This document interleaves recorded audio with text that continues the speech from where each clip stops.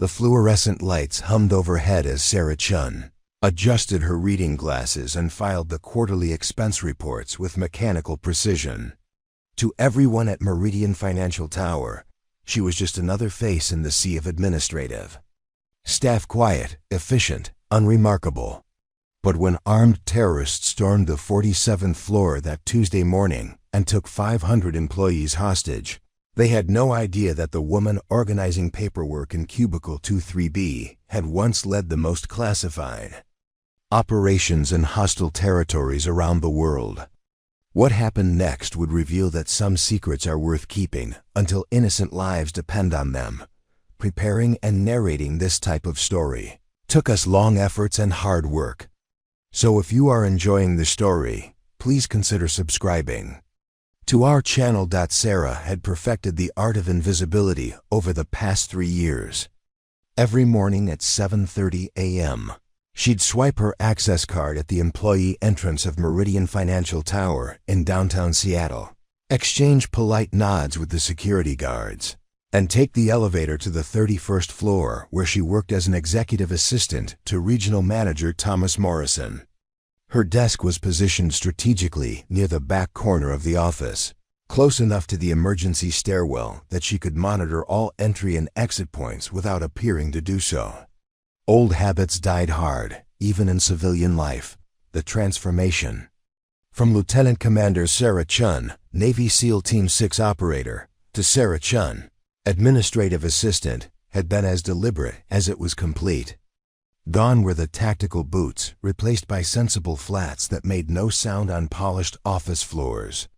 Her once muscular frame had been softened by baggy cardigans and loose-fitting blouses that concealed the scars, mapping her torso like a roadmap of classified missions. She'd let her hair grow out from its regulation cut, styling it in a conservative bob that framed wire-rimmed glasses she didn't actually need. The glasses served a dual purpose. They made her appear harmless while the lenses helped her study facial recognition patterns and behavioral tells of everyone who entered the office. Morrison treated her exactly as she'd intended, like furniture that happened to file documents and schedule meetings. "Sarah, I need the Henderson files by 3, he'd bark without looking up from his computer. "And reschedule my lunch with Davidson. Something came up." She'd nod quietly, make the appropriate notes, and continue with her perfectly orchestrated performance of mediocrity. Her personnel file listed her previous experience as various administrative positions, and her references, while impeccable, belonged to people who understood the necessity of certain omissions. The other employees had their own assumptions about quiet. Sarah Chun, Jessica from accounting, thought she was probably divorced, based on the absence of personal photos on her desk and the way she ate lunch alone every day. Marcus from IT figured she was one of those people who preferred cats to people, given how she deflected personal questions with polite smiles and subject changes. The cleaning crew barely noticed her, which was exactly how Sarah preferred it. Invisibility was a skill she'd mastered during reconnaissance missions in places where being seen meant death, but Sarah noticed everything. She knew that the building's security system had 17 cameras with blind spots on every floor, that the main elevator shaft could be accessed through the mechanical room on the 10th floor, and that the emergency lockdown protocols hadn't been updated since 2019. She knew that Gerald from security had a gambling problem because he took personal calls during his rounds, speaking in the hushed tones of someone who owed money to dangerous people. She knew that the janitorial staff rotated every 6 months, and that 3 of the current team had backgrounds that wouldn't pass thorough screenings. Her apartment in Capitol Hill reflected the same careful construction of ordinariness.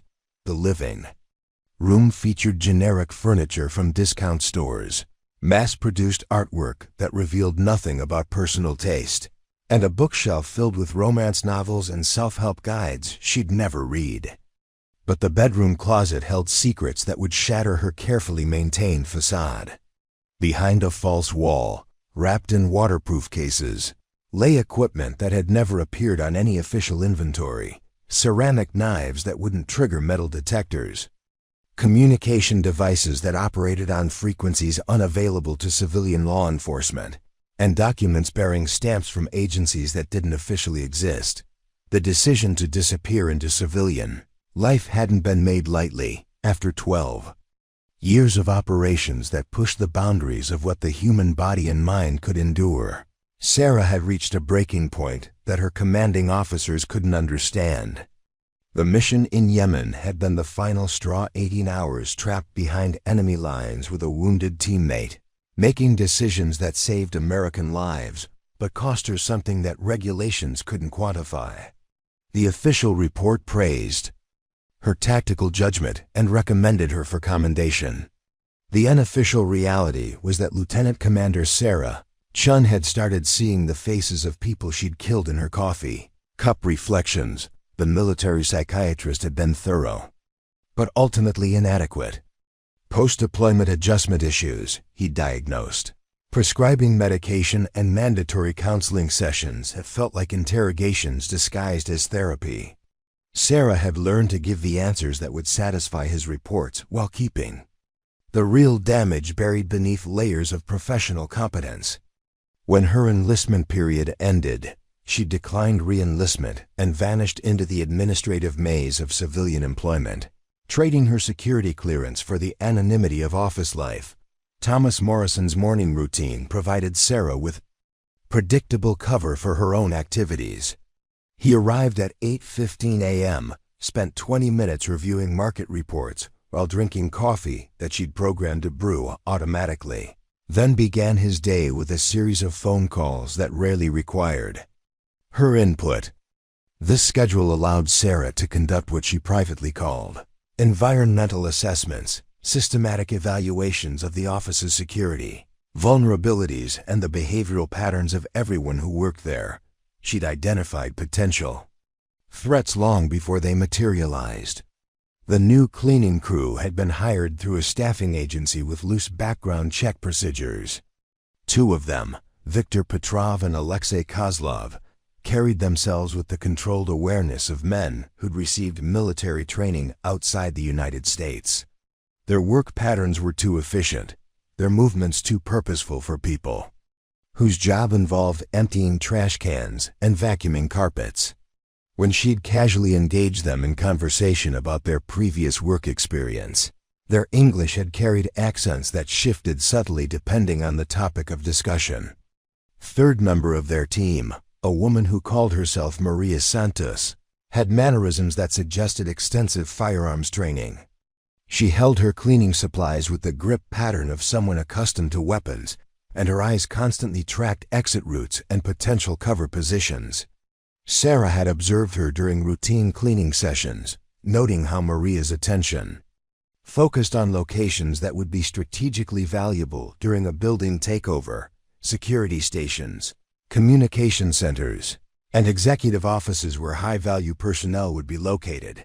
But Sarah's warnings to building security had been dismissed with the patronizing patience reserved for overcautious administrative staff. "We appreciate your concern, Miss Chun," the head of security had said, barely glancing up from his crossword puzzle. "But these people are bonded and insured.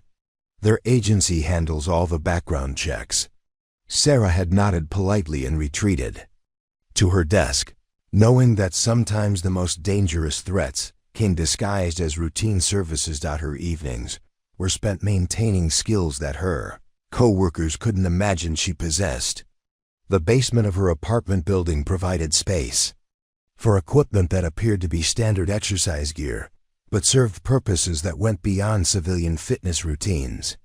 Pull-up bars designed to support tactical climbing techniques, free weights arranged in patterns that mimicked the awkward loads she'd carried during demolition operations, a punching bag filled with materials that replicated the density of human targets. The muscle memory remained intact despite 3 years of office work.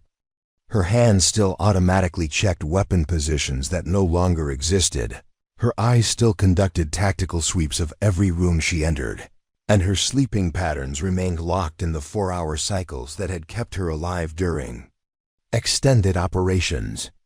The administrative assistant facade was thorough, but it was still just that, facade covering reflexes and instincts that had been forged in environments where hesitation meant death. Sarah's personal laptop contained files that would have interested various federal agencies had they known to look. Encrypted communications with former teammates who'd also disappeared into civilian life, sharing information about potential security threats and suspicious activities they'd observed in their new environments. Maps of major metropolitan areas, marked with vulnerability assessments that went far beyond what any private citizen should know. Financial records showing payments from consulting firms that didn't advertise their services and had no public client lists. The morning of the attack had started like any other. Sarah arrived at her usual time, prepared Morrison's coffee, and began sorting through the previous day's correspondence. The building felt different, though a tension in the air that reminded her of pre-mission briefings when everyone knew that not all team members would be returning. The cleaning crew had arrived earlier than scheduled, their equipment carts loaded with supplies that seemed heavier than usual. Security cameras in 3 different sections had mysteriously malfunctioned overnight, creating blind spots that hadn't existed the previous day. By 9:30 a.m., Sarah knew something was wrong. The cleaning crew had spread throughout the building, but wasn't actually cleaning anything. Their movements followed patterns that would allow them to control key access points and communication hubs. 2 additional men had arrived carrying toolboxes that were too heavy for standard maintenance equipment. The building's regular security guard had called in sick, replaced by a substitute whose credentials Sarah couldn't verify through the subtle inquiries she made during her coffee break. She'd tried to contact building management through official channels, but the main phone lines were experiencing technical difficulties. Her attempts to send emails to external addresses were blocked by server maintenance that hadn't been scheduled. The building's internal communication system was functioning normally, but Sarah recognized the isolation tactics being employed. They were cutting off outside contact while maintaining the appearance of routine operations. At 10:47 a.m., everything changed. The lights flickered once, then came back on. The elevator system locked down automatically, trapping anyone who was between floors. Fire alarms remained silent, but the building's ventilation system shifted to emergency mode, sealing off individual floors from each other. Sarah watched through her peripheral vision as the cleaning crew abandoned their pretense and removed weapons from their supply carts. Military-grade assault rifles, tactical communication equipment, and breaching charges that could blow through reinforced doors. Thomas Morrison was in the middle of a conference call when the first armed figure appeared in their office doorway. The weapon trained on Morrison's chest was a Kalashnikov variant that Sarah recognized from missions in Eastern Europe. The man holding it spoke with the same accent she'd identified in Viktor Petrov's voice, though his English was more precise now that he'd dropped the pretense of being a janitor. "Everyone remain calm," he announced to the office. "We are here for a specific purpose. Cooperate, and no one will be harmed." His eyes swept the room, cataloging potential threats and resistance points. They passed over Sarah without pause, dismissing her as quickly as every other person had for the past 3 years. In that moment, she realized that her carefully constructed invisibility might be the only advantage that 500 innocent people had against a threat that building security was completely unprepared to handle. The transformation would have to wait, though. For now, Sarah Chun remained exactly what she appeared to be, a frightened administrative assistant trapped in an impossible situation, hoping someone else would save them all. The hostage situation unfolded with military precision that confirmed Sarah's worst suspicions about the cleaning crew. Within 15 minutes, armed figures had secured every floor of Meridian Financial Tower, herding employees into predetermined gathering areas that maximized control while minimizing the manpower needed to guard them. Sarah found herself pressed against the windows of the 31st floor conference room, alongside 43 other terrified office workers, watching as helicopters circled the building and police cars surrounded the street below. Viktor Petrov had shed his janitor's coveralls to reveal tactical gear underneath, complete with communication headsets and equipment that belonged in war zones rather than corporate buildings. He moved through the hostages with the confident stride of someone who'd planned this operation, down to the smallest detail. "Phones on the floor," he commanded, his accent now openly Russian without any attempt at concealment. "Wallets, purses, anything electronic. Make a pile in the center of the room." Sarah complied with the same terrified hesitation as everyone else, though her mind was rapidly processing details that her co-workers couldn't recognize. The terrorists' equipment suggested state-level backing rather than independent extremists. Their radio chatter included code phrases in languages that indicated coordination with outside support. Most importantly, their positioning revealed they were prepared for a lengthy siege rather than a quick strike operation. Thomas Morrison sat beside her, his usual corporate confidence replaced by the pale shock of someone confronting mortality. For the first time, "Sarah," he whispered, his voice barely audible, "what do you think they want?" She responded with the frightened uncertainty that her cover identity demanded, even as her trained mind cataloged every tactical detail of their captor's setup. The real answer that this appeared to be a professionally planned operation targeting specific assets within the building would have revealed knowledge that secretaries weren't supposed to possess. The terrorists had divided the 500 hostages across 7 different floors, using the building's conference rooms and open office areas as containment zones. Each group was guarded by 2 armed figures, while a third maintained communication with their command structure. Sarah recognized the deployment pattern from counter-terrorism briefings she'd attended during her military service. It was designed to prevent rescue operations by creating multiple crisis points that would require simultaneous breaches to avoid casualties. Maria Santos, the woman Sarah had identified as having weapons training, now carried an assault rifle. With the casual familiarity of extensive combat experience, she'd positioned herself near the conference room's main entrance, with clear sight lines to both the hostages and the corridor beyond. Her tactical awareness was evident in how she constantly shifted her attention between potential threat vectors, never focusing on one area long enough to create a vulnerability that trained operatives could exploit. The building's emergency communication system crackled to life at 11:30 a.m., carrying a voice that spoke English with precise pronunciation that couldn't quite mask underlying Slavic inflections. "Ladies and gentlemen, I am Colonel Dmitry Volkov of the Crimson Star Liberation Front. Your building has been secured as part of an operation to expose Western corporate corruption and recover assets stolen from the Russian people." Sarah's blood ran cold as she recognized the name. Colonel Volkov had been featured in classified briefings as a former Spetsnaz officer who'd gone rogue after the collapse of several state-sponsored operations. Intelligence reports suggested he'd been organizing mercenary groups for hire by anyone willing to pay for his expertise in urban warfare and hostage management. His presence meant this wasn't a random terrorist attack. It was a professionally orchestrated operation with specific objectives. "We have no intention of harming innocent civilians," Volkov's voice continued through the speakers.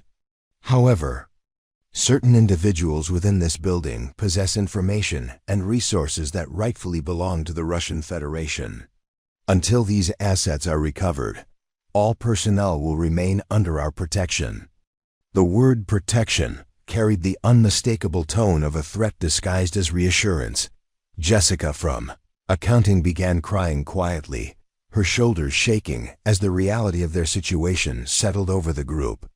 Marcus from IT stared at his shoes, probably calculating the odds of survival based on news reports about similar incidents he'd seen on television. The executive staff who'd been corralled into their section looked like they were mentally preparing for negotiations. They had no training to conduct. Sarah maintained her cover by displaying the same helpless terror as everyone else, but her operational mind was working on multiple levels simultaneously. The terrorists' communication equipment operated on frequencies that suggested military-grade encryption, meaning standard law enforcement listening devices wouldn't be effective.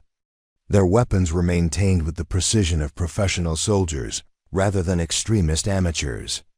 Most concerning was their obvious familiarity with the building's layout, security systems, and personnel distribution. The afternoon dragged on with a routine that felt designed to break down psychological resistance through controlled stress. Every hour, guards would select random hostages for questioning in separate rooms, returning them visibly shaken but physically unharmed. The process created anxiety among the remaining captives, while presumably gathering intelligence about the building's operations and key personnel. At 2:15 p.m., Sarah's carefully maintained anonymity faced its first serious test. Maria Santos approached their group with a tablet computer, scrolling through what appeared to be employee records stolen from the building's human resources database. "Sarah Chun," she called out, her accent carrying the authority of someone accustomed to being obeyed. Administrative assistant to Thomas Morrison stepped forward.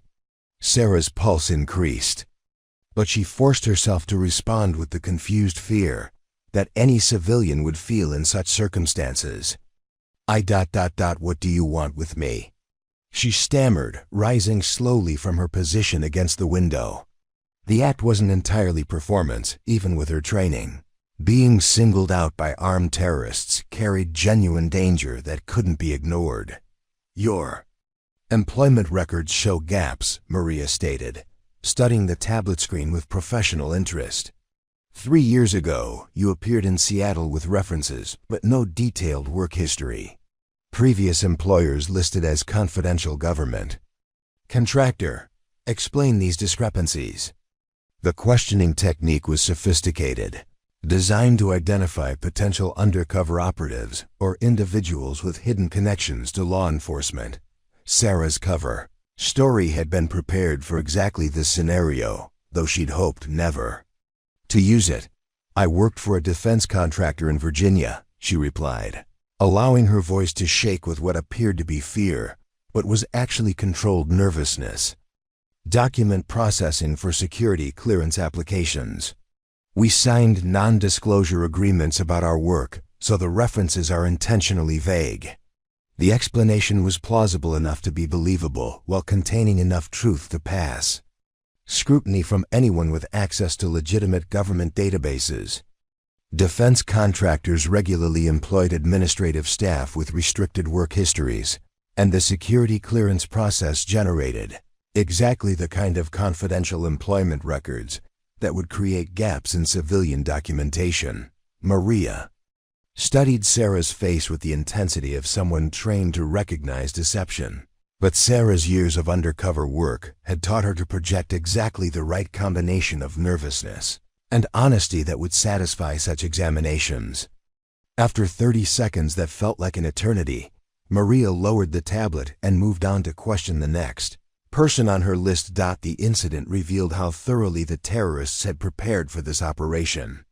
They'd obtained detailed personnel files, probably through the same inside access that had allowed them to infiltrate the building as cleaning staff. Their questioning protocol suggested they were specifically looking for individuals with law enforcement or military backgrounds who might pose threats to their control of the situation. As evening approached, the hostages were provided with minimal food and water, just enough to maintain their health while demonstrating the terrorists' complete control over their survival. The psychological impact was intentional. Every basic human need now depended entirely on their captor's goodwill. Sarah ate the stale sandwich and warm water with the same resigned gratitude as everyone else, though her mind was analyzing the logistics of feeding 500 people and what it revealed about the terrorists' planned timeline. The terrorists' shift schedule became apparent as new guards replaced the original teams at regular intervals. The rotation indicated they had sufficient personnel to maintain operational security over an extended period, probably several days if necessary. This wasn't a desperate gambit by amateur extremists. It was a professionally planned operation. With backup personnel and long-term contingencies, Thomas Morrison had grown increasingly agitated as the day progressed, whispering questions to Sarah that revealed how unprepared civilian executives were for crisis situations. "Do you think the police will storm the building?" he asked during one of the guards' patrol rotations. "How long do these things usually take to resolve?" Sarah provided reassuring but vague responses that matched what any administrative assistant might offer, while privately calculating that conventional police tactics would result in massive casualties given the terrorists' superior training and defensive positions. The building's external lighting was controlled by the terrorists, who'd created an illumination pattern that would interfere with any sniper operations from surrounding buildings. They'd also positioned reflective materials at key windows to distort thermal imaging equipment that law enforcement might use to track personnel movements inside the structure.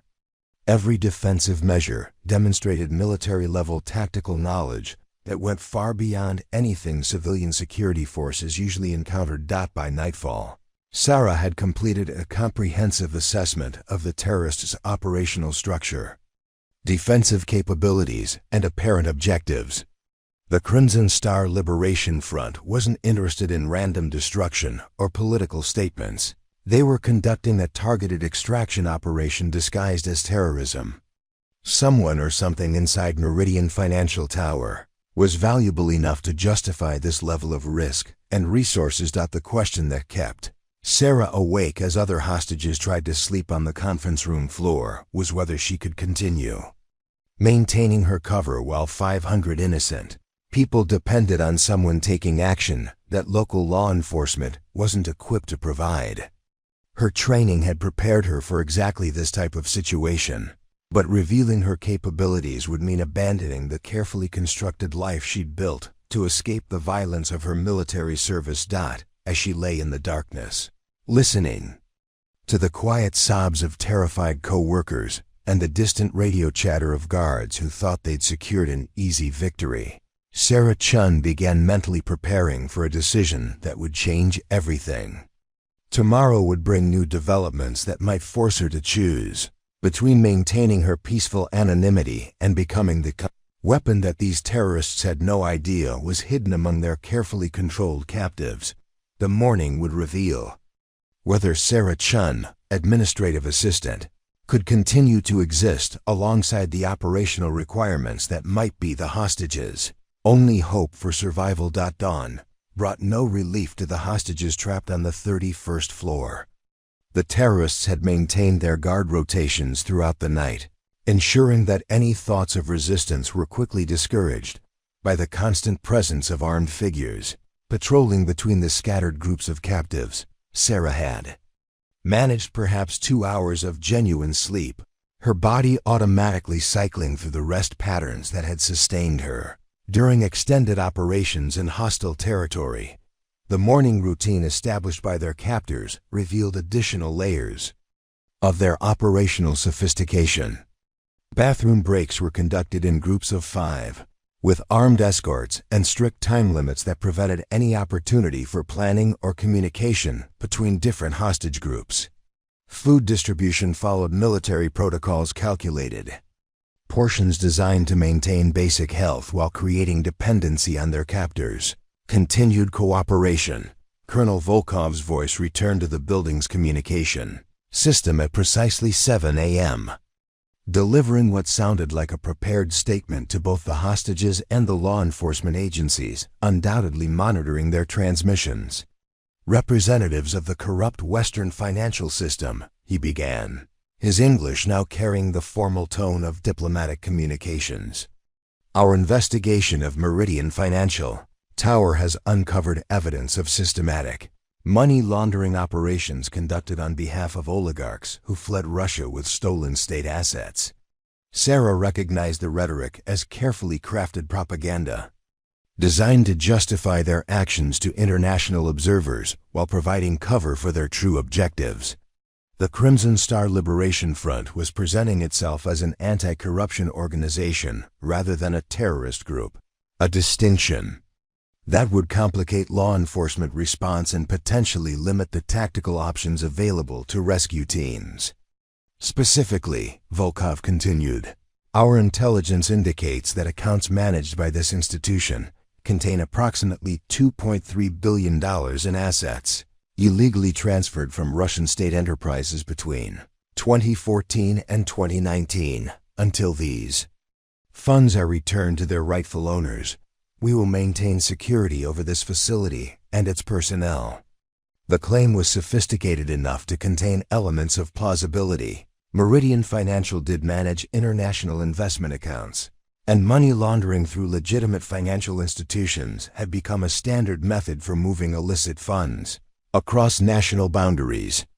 Whether Volkov's specific allegations were accurate mattered less than their effectiveness in creating legal and political complications for any potential rescue operation. Thomas Morrison leaned closer to Sarah, his whispered voice carrying the desperate hope of someone grasping for explanations that might make sense of their situation. Do you think there's any truth to what he's saying about the money laundering? Sarah responded with the confused uncertainty that her cover identity demanded, though her trained mind was analyzing the implications of Volkov's claims. If the allegations contained any accuracy, it meant the terrorists had access to financial intelligence that suggested connections to state-level intelligence services. The Russian government had been conducting economic warfare against Western financial institutions for years, using both official diplomatic channels and unofficial proxy organizations to recover assets they claimed had been stolen during the post-Soviet privatization period. The morning brought the first signs that law enforcement agencies were struggling to develop effective response strategies. Through the conference room windows, Sarah could observe the controlled chaos of emergency vehicles, media trucks, and command trailers that had surrounded the building overnight. The police perimeter extended for 3 blocks in all directions, but their positioning revealed uncertainty about how to proceed against professionally trained opponents who'd had ample time to prepare defensive measures. At 9:30 a.m., Maria Santos returned to their section carrying the same tablet computer she'd used for questioning the previous day.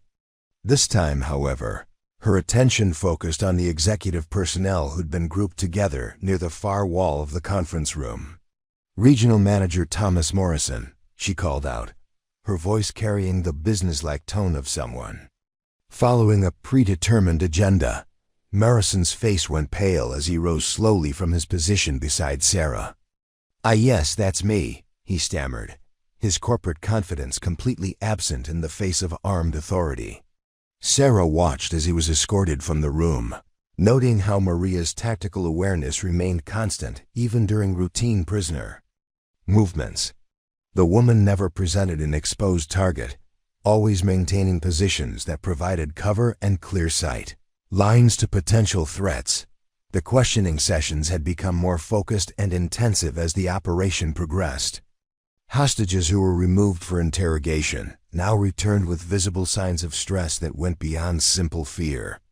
Jessica from accounting had come back with tears streaming down her face, claiming the terrorists had demanded detailed information about the company's international wire transfer procedures.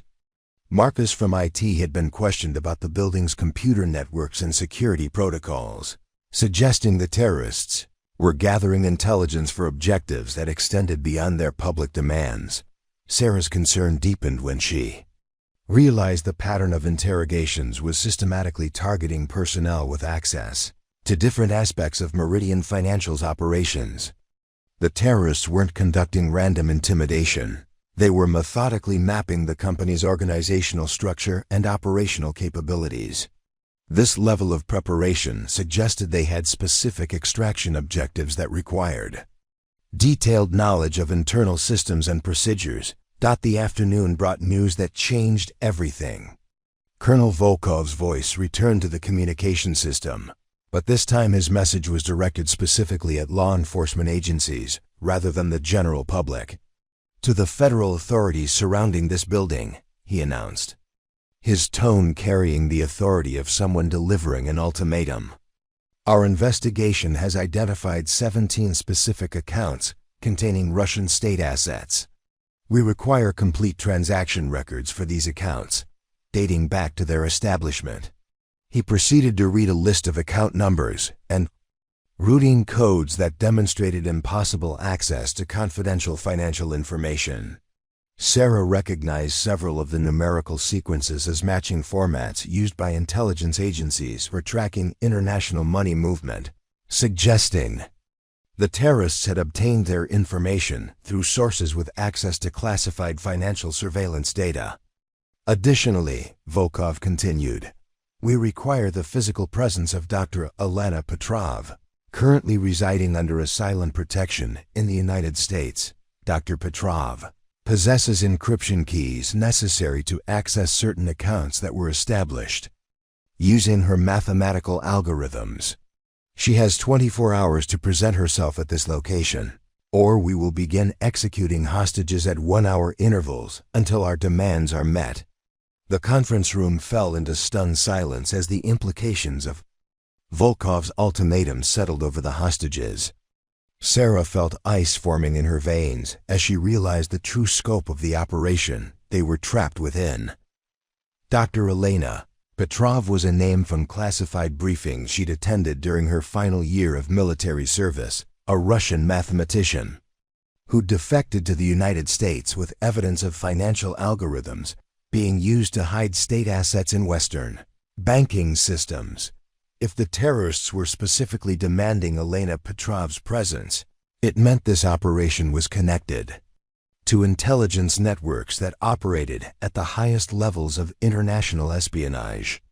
The Crimson Star Liberation Front wasn't just a mercenary group conducting a sophisticated robbery. They were working on behalf of Russian state interests to recover both financial assets and the human intelligence that could provide access to similar accounts worldwide. Thomas Morrison returned to their section 2 hours later, his face reflecting a combination of terror and confusion that suggested he'd been questioned about matters far beyond his actual knowledge or authority. "They wanted to know about Dr. Petrov," he whispered to Sarah, his voice shaking with residual fear. "They think I have some kind of connection to her asylum case.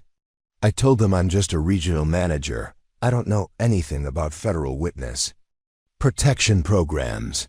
Sarah's blood ran cold as she realized how thoroughly the terrorists had researched Meridian Financial's operations.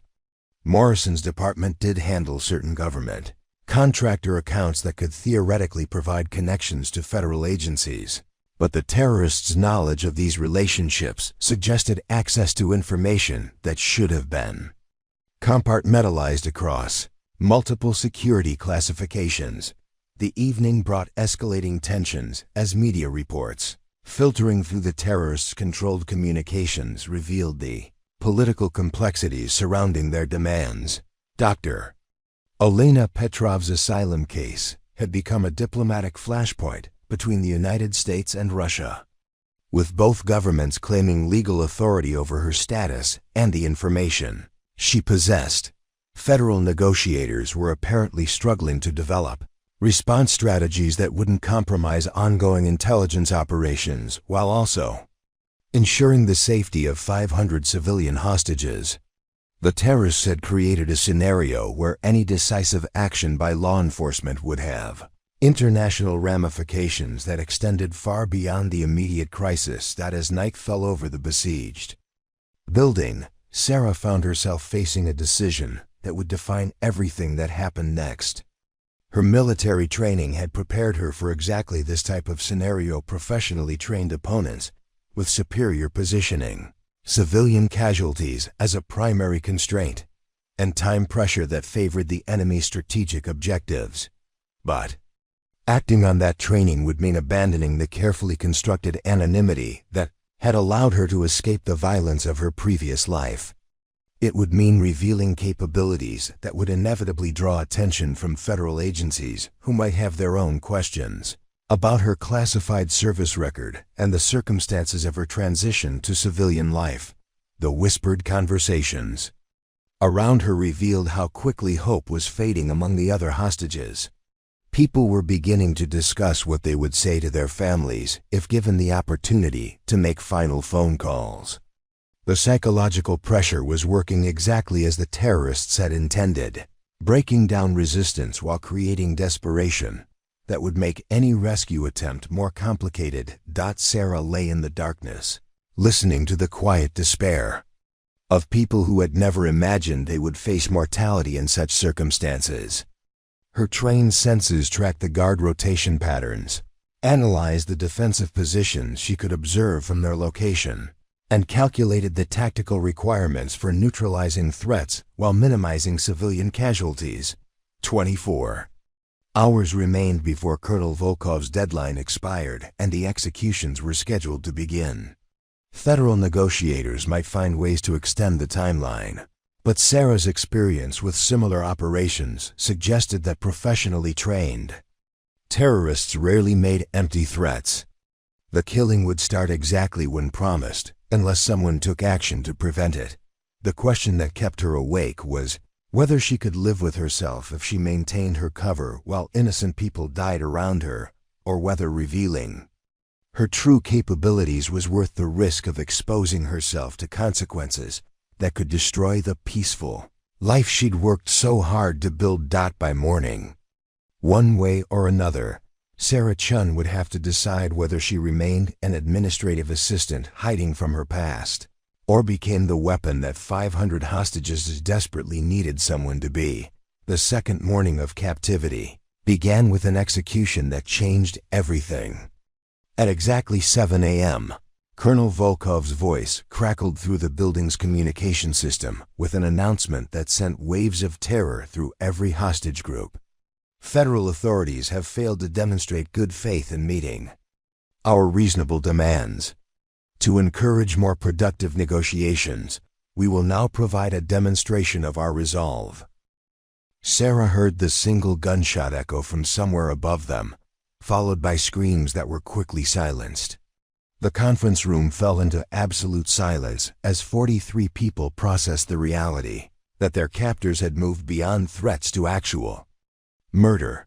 Jessica from accounting began hyperventilating, her breathing coming in rapid gasps that Maria Santos observed with professional indifference from her guard position near the door.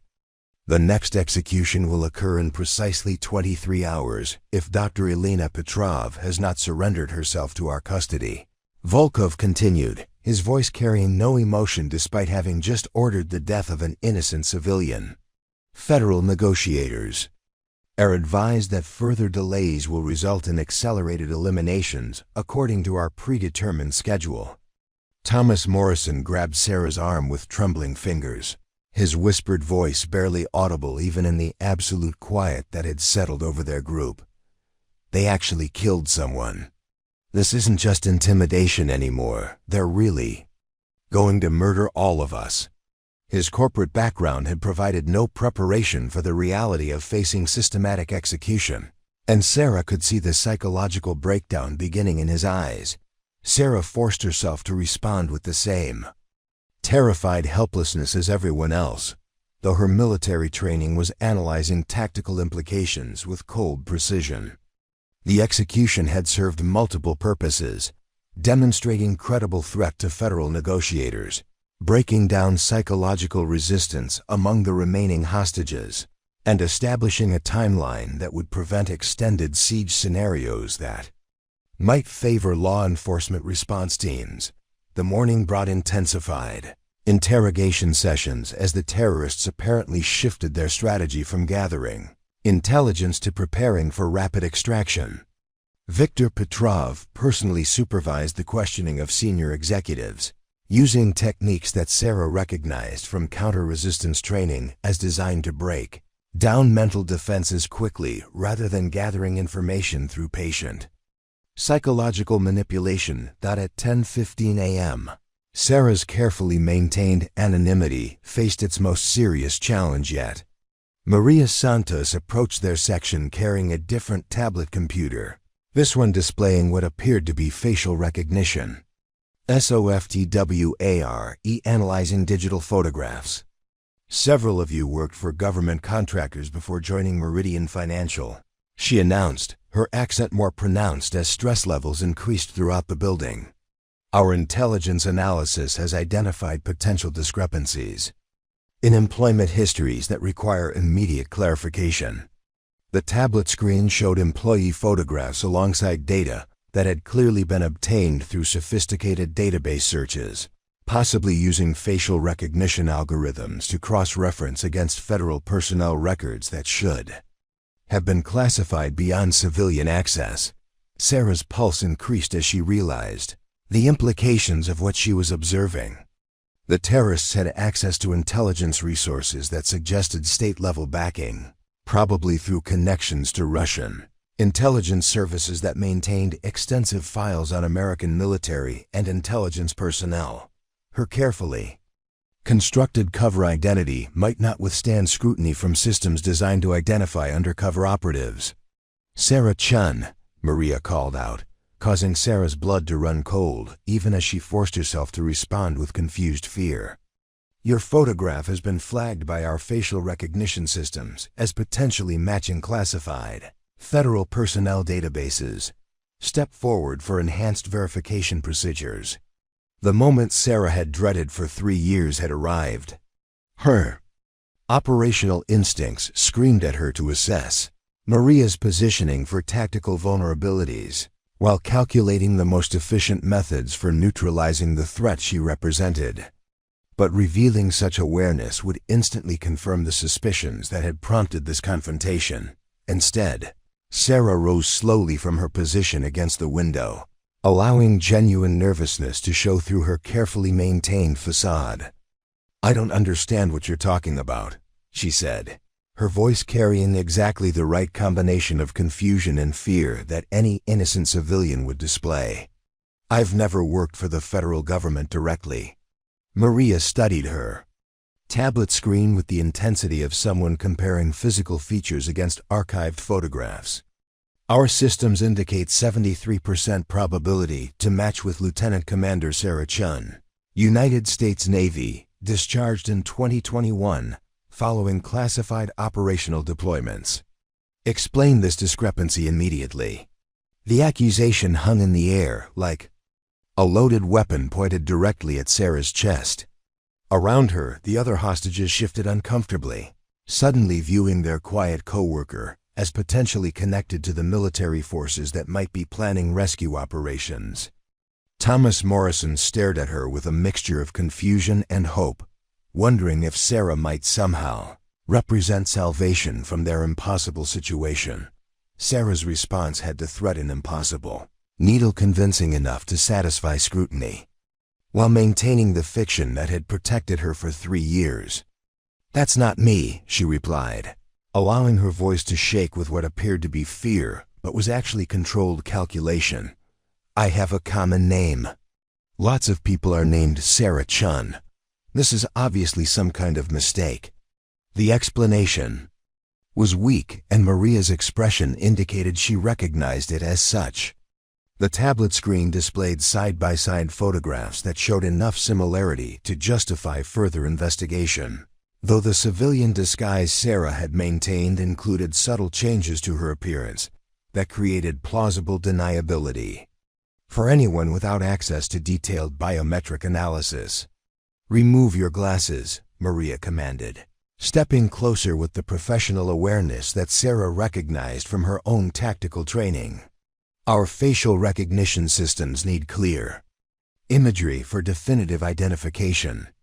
The request was reasonable from an interrogation standpoint, but Sarah knew that her wire-rimmed glasses were one of the primary elements of her civilian disguise. Sarah complied with the same reluctant cooperation that any innocent person would display, though removing the glasses felt like shedding a critical piece of protective armor.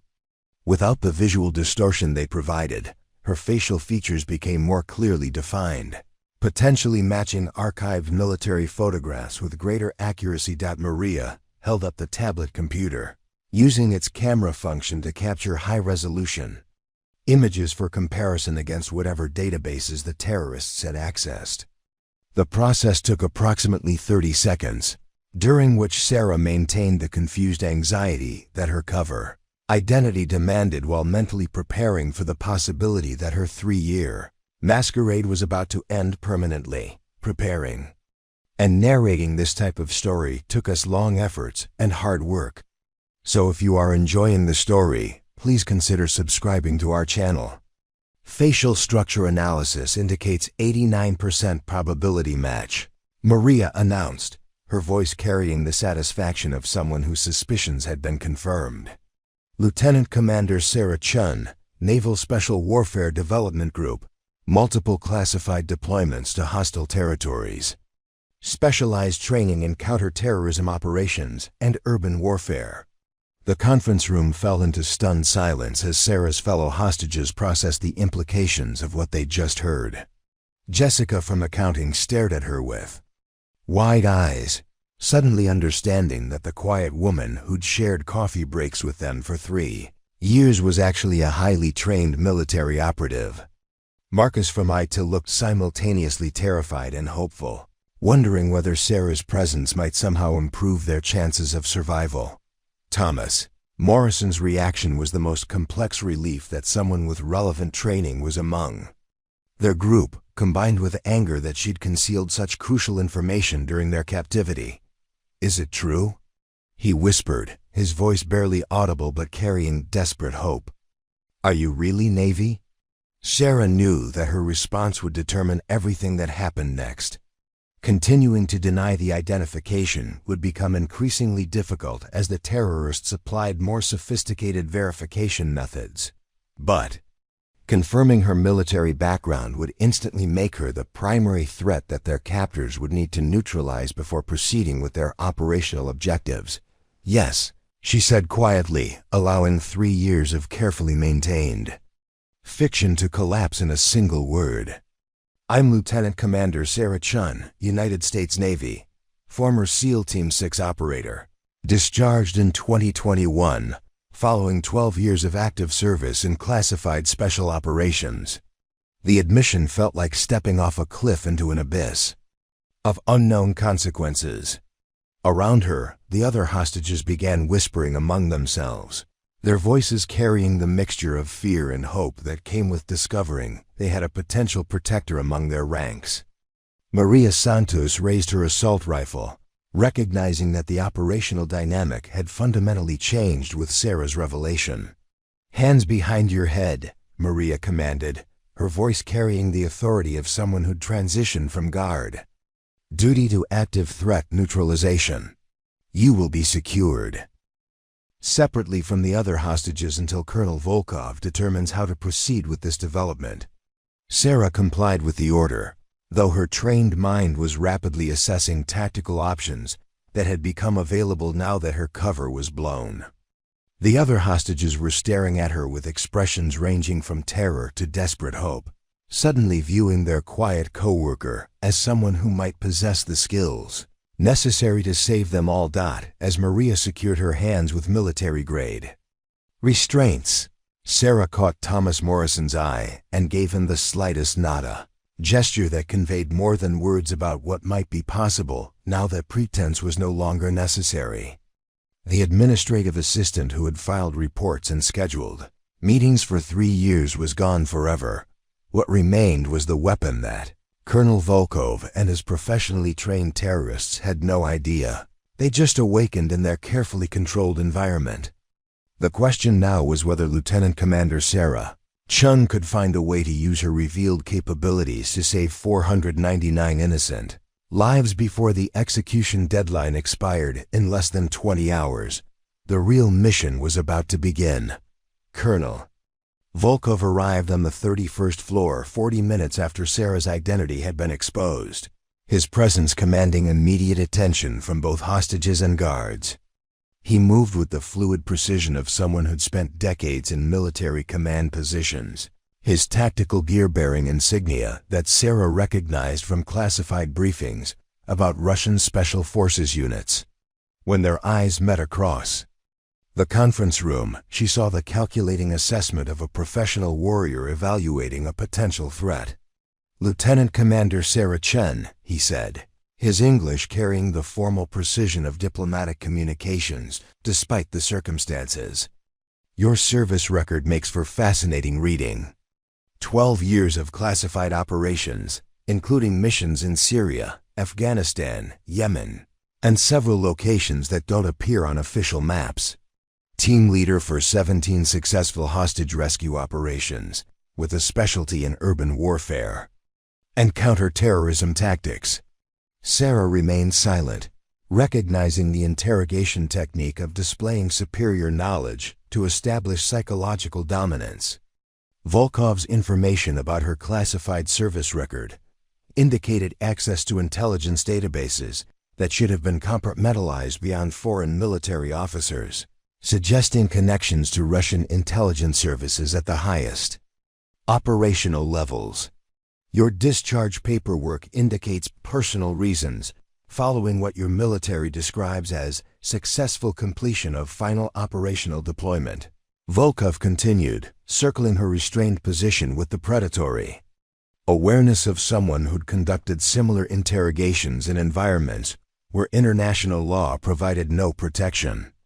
"Our intelligence analysis suggests this discharge followed psychological evaluation recommending immediate transition to civilian status." The accuracy of his information sent ice through Sarah's veins. Her final mission had indeed concluded with mandatory psychological assessment, though the details of that evaluation were classified at levels that foreign intelligence services shouldn't have been able to access. Either the Russians had penetrated American military databases more thoroughly than anyone realized, or they'd obtained her information through sources that had direct access to compartmentalized personnel files. The psychological evaluation specifically noted increasing difficulty distinguishing between necessary tactical violence and excessive force. Volkov quoted from what was obviously her actual military record. "Your commanding officer recommended immediate reassignment to non-combat duties, but you declined and requested discharge instead. Interesting choice for someone with your exceptional service record." Around the conference room, the other hostages listened to this exchange with fascination and growing terror.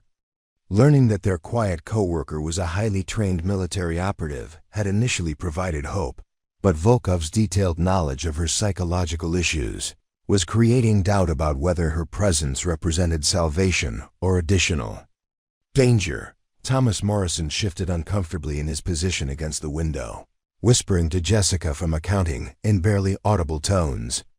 "If she's had psychological problems, does that mean she might do something unpredictable? Something that could get us all killed?" Sarah heard the conversation despite its low volume, recognizing how quickly hope could transform into liability when people faced circumstances beyond their understanding. "Your final mission was particularly noteworthy," Volkov continued, consulting a tablet computer that displayed information Sarah knew should have been buried in classified archives. 18 hours behind enemy lines in Yemen, extracting the captured intelligence officer while under constant fire from hostile forces. Mission success. But your psychological evaluation afterward noted concerning patterns of decision-making that prioritized mission completion over standard rules of engagement. Sarah's jaw tightened involuntarily as memories from that operation flooded back. Decisions made in circumstances where following regulations would have meant death for her team and failure of their extraction mission. The choices she'd made had saved American lives, but cost her something that military psychologists couldn't quantify in their reports. 7 confirmed enemy casualties during that extraction, Volkov read from his tablet. All eliminated using methods that your debriefers described as tactically sound but psychologically concerning. It appears you discovered talents that made your superiors uncomfortable, Lieutenant Commander. The interrogation was designed to undermine her, credibility with the other hostages while demonstrating to Sarah herself that resistance would be futile against opponents who possess such detailed knowledge of her classified background. Volkov was using standard psychological warfare techniques, but his access to accurate information made the approach devastatingly effective. Which brings us to our current situation, Volkov said, finally stopping his predatory circling to face her directly. You've spent 3 years hiding among civilian populations, suppressing the skills that made you one of America's most effective special operations personnel. But circumstances have now forced you to reveal your true nature to people who trusted you as their harmless administrative colleague. Maria Santos had positioned herself with clear sight lines to both Sarah and the other hostages, her assault rifle ready to respond to any threatening movement.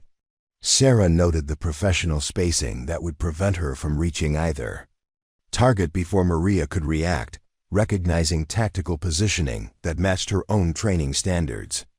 The question, Volkov continued, is whether Lieutenant Commander Sarah Chun has truly abandoned her military training in favor of civilian life, or whether the psychological pressures of our current situation will awaken the weapon that your own military leaders found too dangerous to control. Sarah understood the trap Volkov was constructing. Any demonstration of her tactical capabilities would confirm his narrative that she represented a threat to the other hostages, while maintaining her passive facade would allow him to dismiss her as a non-factor in his operational planning.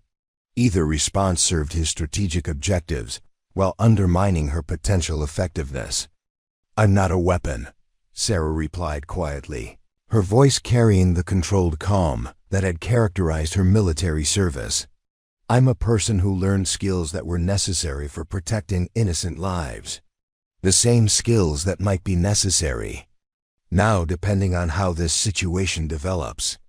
Volkov smiled with the satisfaction of someone whose psychological assessment had been confirmed.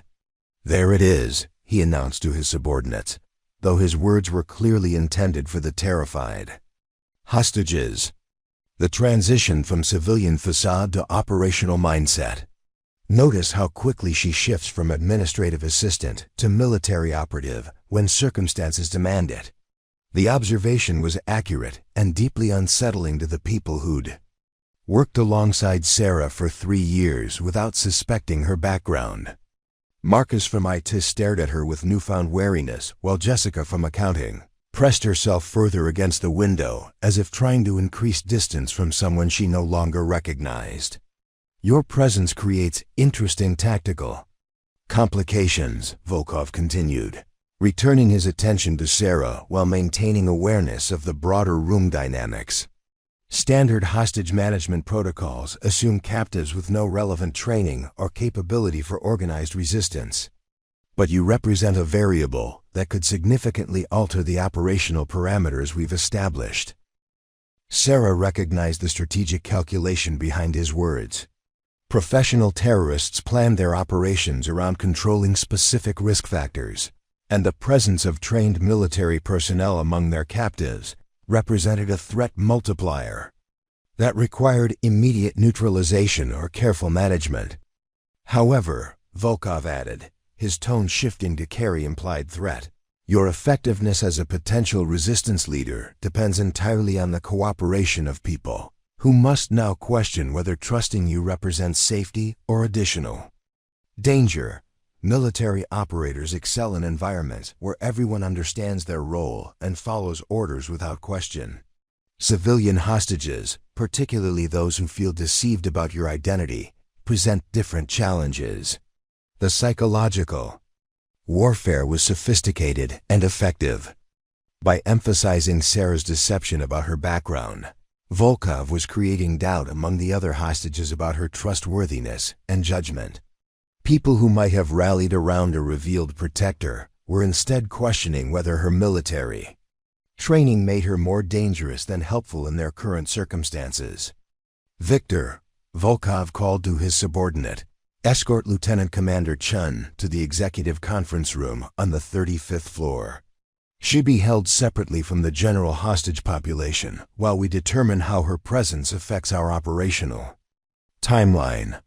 The isolation served multiple purposes, removing Sarah's potential influence over other captives while preventing her from gathering intelligence about the terrorists, defensive positions, and tactical procedures.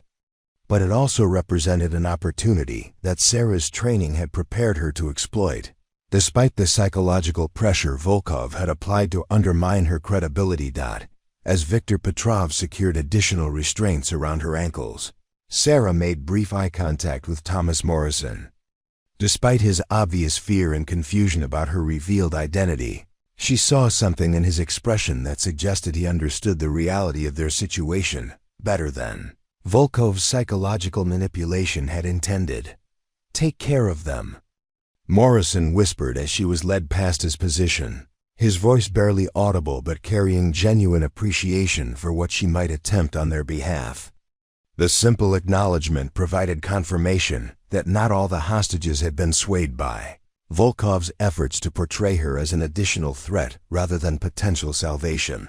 The elevator ride to the 35th floor gave Sarah her first opportunity to observe the building's condition beyond the conference room where they'd been held. The terrorists had established defensive positions at key locations, with communication equipment that confirmed their connections to external command structures. But she also noted security vulnerabilities that could be exploited by someone with appropriate training and sufficient motivation. The executive conference room, where Viktor secured her, contained floor-to-ceiling windows that provided clear views of the law enforcement perimeter surrounding the building. Sarah could observe the federal response team's positioning, equipment deployment, and communication patterns that revealed their tactical planning was proceeding along conventional lines that would be ineffective against professionally trained opponents. Left alone with her restraints and the growing certainty that federal negotiators wouldn't find solutions before the execution deadline expired, Sarah began the mental transition from protective civilian to operational asset. The 3 years of peaceful anonymity were ending whether she chose it or not. The question now was whether Lieutenant Commander Sarah Chun could find ways to minimize casualties while neutralizing threats that local law enforcement wasn't equipped to handle. Through the conference room windows, she could see media helicopters circling at distances that suggested federal authorities were struggling to maintain operational security around their response planning. The political complications created by Volkov's demands for Dr. Alina Petrov were apparently preventing decisive action that might save the hostages through conventional rescue operations. Time was running out, and Sarah realized that 499 innocent lives might depend on whether she could overcome both her own psychological reservations about returning to violence and the tactical disadvantages created by Volkov's successful efforts to isolate her from potential allies among the captive population. The mission parameters were becoming clear, even if the path to success remained obscured by layers of complexity that would challenge everything her military training had prepared her to handle. The isolation on the 35th floor lasted exactly 4 hours before Sarah's tactical assessment was interrupted by developments that changed the entire operational landscape. Through the conference room windows, she observed a convoy of unmarked federal vehicles arriving at the law enforcement perimeter, followed by personnel whose movement patterns and equipment configuration indicated specialized counterterrorism units rather than standard SWAT teams. The new arrivals established a secondary command post positioned with clear sight lines to the building's upper floors, suggesting they possessed intelligence about the terrorists' defensive positions that hadn't been available to local law enforcement. Sarah recognized the deployment pattern from joint operations she'd participated in during her military service. Federal agencies were escalating their response beyond negotiation toward tactical intervention. At 2:30 p.m., her solitary confinement was interrupted by the arrival of someone she hadn't expected to see. Dr. Alina Petrov entered the conference room under heavy guard, her appearance matching photographs from classified briefings Sarah remembered from her final year of service. The mathematician looked older than her archived images, with stress lines that spoke of years spent hiding from forces that wanted her eliminated rather than simply captured. "Lieutenant Commander Chun," Dr. Petrov said in English that carried only slight traces of her Russian origins. "Colonel Volkov has requested that we speak privately before he proceeds with his final operational phase." Her voice held the controlled calm of someone who'd learned to function under constant threat, though Sarah detected underlying tension that suggested this meeting hadn't been entirely voluntary. Victor Petrov positioned himself near the conference room entrance, his assault rifle ready but not directly threatening either woman. The arrangement indicated that this conversation was permitted within specific parameters, probably monitored through electronic surveillance that would record everything discussed between them. "The Colonel believes you might be more receptive to certain proposals if they come from someone who understands the costs of resisting Russian intelligence operations," Dr. Petrov continued, taking a seat across from Sarah's restrained position. "He's asked me to explain why cooperation might serve everyone's interests better than the tactical intervention you're undoubtedly considering." Sarah studied the mathematician's face, searching for indications of coercion or genuine belief in the message she was delivering. Dr. Petrov's body language suggested someone operating under duress, but her eye contact remained steady and direct, in ways that indicated she retained some degree of personal agency despite her circumstances. "I developed the encryption algorithms that protect approximately $40 billion in assets that were moved out of Russia during the political transition of the 1990s, Dr. Petrov explained, her voice carrying the precision of someone who'd delivered similar explanations before. "Those algorithms were designed to prevent exactly the kind of recovery operation that Colonel Volkov is attempting to conduct." The admission provided context for understanding the true scope of the crisis they were trapped within. This wasn't simply a hostage situation designed to extract financial concessions. It was an intelligence operation targeting mathematical systems that protected vast sums of money from recovery by their original owners. "The Russian government has spent 7 years attempting to crack my encryption through conventional computational methods," Dr. Petrov continued. "They've failed because the algorithms incorporate personal biometric data that can only be provided by someone with direct access to my physical presence. That's why they need me alive and cooperative, rather than simply eliminated." Sarah understood the implications immediately.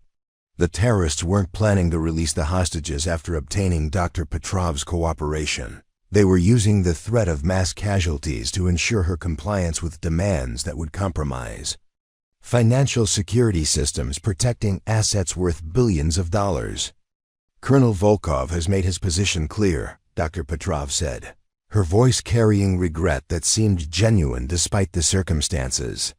"If I provide the biometric keys necessary to access the protected accounts, he'll release all hostages unharmed and withdraw his forces from American territory.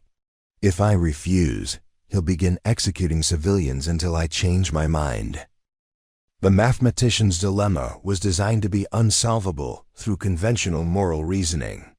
Cooperation would save 499 innocent lives, while compromising financial systems that protected assets belonging to people who'd fled Russian persecution. Resistance would result in mass casualties among people who had no connection to the geopolitical conflicts that had created this situation. "But there's another option," Dr. Petrov said quietly, leaning forward in her chair while maintaining eye contact with Sarah. "Someone with your tactical training might be able to neutralize enough of Volkov's personnel to create opportunities for federal rescue teams to intervene successfully. The question is whether you're prepared to return to the kind of violence that caused your discharge from military service." The proposal was delivered with surgical precision, designed to exploit Sarah's psychological vulnerabilities. Dr. Petrov had obviously been briefed about Sarah's military record and the circumstances that had led to her transition to civilian life. allowing her to frame tactical action as both necessary for saving innocent lives and potentially destructive to Sarah's mental health. Your service record indicates exceptional capability for operations exactly like this one, Dr. Petrov continued. Urban warfare, hostage rescue, neutralizing professionally trained opponents in complex environments.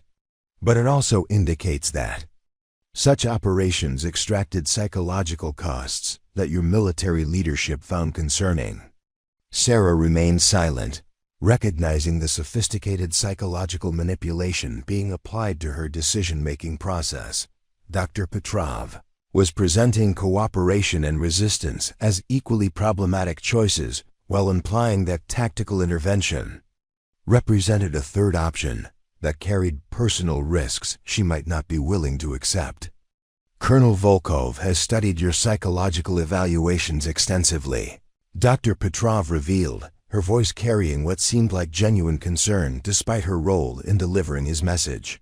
He believes that the stress of our current situation, combined with your sense of responsibility for protecting innocent civilians, will eventually force you to take actions that will prove his assessment of your psychological instability. The manipulation was elegant and potentially effective. By suggesting that tactical action would confirm negative assessments of her mental health, Dr. Petrov was creating psychological barriers that might prevent Sarah from using her training even when circumstances demanded it. He's particularly interested in how you'll respond when faced with impossible choices about civilian casualties. Dr. Petrov continued. Military operations can be planned around acceptable loss ratios and mission priorities that supersede individual lives, but protecting 499 hostages requires different calculations that might conflict with tactical effectiveness. Sarah finally broke her silence, her voice carrying the controlled calm that had characterized her military communications. Dr. Petrov, are you delivering Colonel Volkov's message?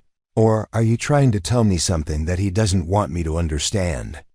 The mathematician's expression shifted almost imperceptibly, suggesting that Sarah's question had identified an important distinction between the official message she'd been instructed to deliver and information she might be trying to convey through more subtle channels.